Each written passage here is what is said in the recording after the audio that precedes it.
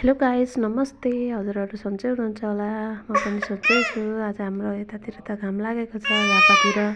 म चाहिँ आज त मिलाएर कपडा धुँदैछु। धेरै थुप्रेको थियो, यो चिसोले गर्दा धुन नपाएर आज कतिमा राम्रो घाम लागेको छ। त्यसैले म कपडा धुन थालेको। नानीका कपडा फेरि सुक्दैनन्। पिसाब फेर्यो भने पनि गनाउँछ। त्यही भएर उसको लुगा चाहिँ धोएर सुकाइदिइहालौँ। बिहान घाम लागेको छ। कति राम्रो दिन छ आज। चल्ला हेर्नु गाइस, चढ्दैछन्। यो हाम्रो भान्जाश्री रुनुहुन्छ। कपडा धुँदैछु।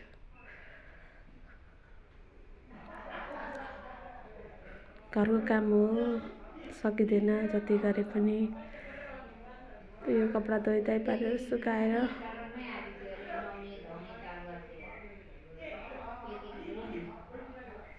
कपडा फेरि मलाई 1-2 पानीमा धुँदाखेरि निख्रिँदैन के। जबसम्म सेतो पानी त्यहाँदेखि आरीदेखि जाँदैन तबसम्म चाहिँ म धोइराख्छु।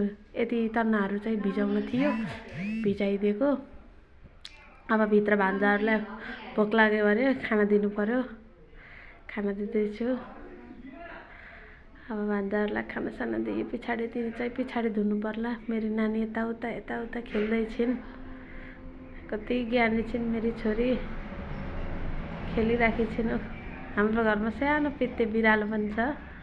यता र उता, त्यसैलाई खेदाउँदा नानीको दिन जान्छ। ल खेदाइरहेको छिन् मेरी छोरीले। म खाना पस्केर दिँदैछु। अब नानीलाई लिटोको लागि पनि बसाल्नु पर्यो, भाँडासाँडा पनि धुनु पर्यो। अनि लिटोको लागि आलुहरू काट्दै थिएँ। गाजर र आलु कोरेसम्म कोरेर अनि दाल चामल सागहरू गरेर नानीलाई जाउलीमा बसालिदिन्छु दिउँसोको लागि। अनि आमा पनि आइपुग्नु भयो। सबैजनासँग गफ गर्दै हुनुहुन्छ भान्जाहरूसँग। बिरालो हाम्रा घरमा कमी छैनन्। कति हो चाहिएमा सम्पर्क गर्नुहोला। बिरालो चाहिएमा। मेरो छोरी झाडु लगाउन थालिन्। झाडु पनि लगाउँछिन्, काम पनि धेरै गर्छिन् त मेरो छोरी यता र उता। ल मेरी छोरीको काम देखेर त ल भान्जाहरू पनि खाइसक्नु भयो। उसले निन्द्रा लाग्यो, उसलाई भोक लागेको छ। कुकरको सिटी लाग्ने बित्तिकै रुन थाल्छिन्। डर लाग्छ उसलाई कुकरको सिटी बज्यो भने ल हेर मलाई समातेको मेरो छोरीले। धेरै डर लाग्छ उसलाई। भाँडा माझ्न पनि नदिएर नानीले मलाई। आमाले लिएर जाँदै हुनुहुन्छ फकाउँछ, तर आमासँग नि मान्दिनँ मेरी छोरी। अब नानीलाई सेरेलेक्स खुवाइदिने टाइम हुँदैछ।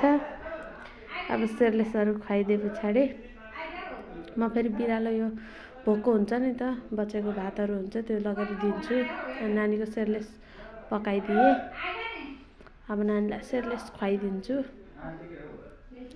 सेरेलेक्स खुवाइदिइसके पछाडि चाहिँ अरू काम गर्नुपर्छ। नानी भोकाइ रुन थाल्नु। मेरो नानी फेरि खाना चाहिँ साह्रै जिद्दी, नमान्ने खाना। 2 जना चाहिन्छ। एकजना समाउने, एकजना खुवाउने। आमाले समाइराख्नु भएको नानी, मैले चाहिँ खुवाइदिँदैछु नानीलाई। खानै मान्दिनँ मेरी छोरी त। खाइसकिन्।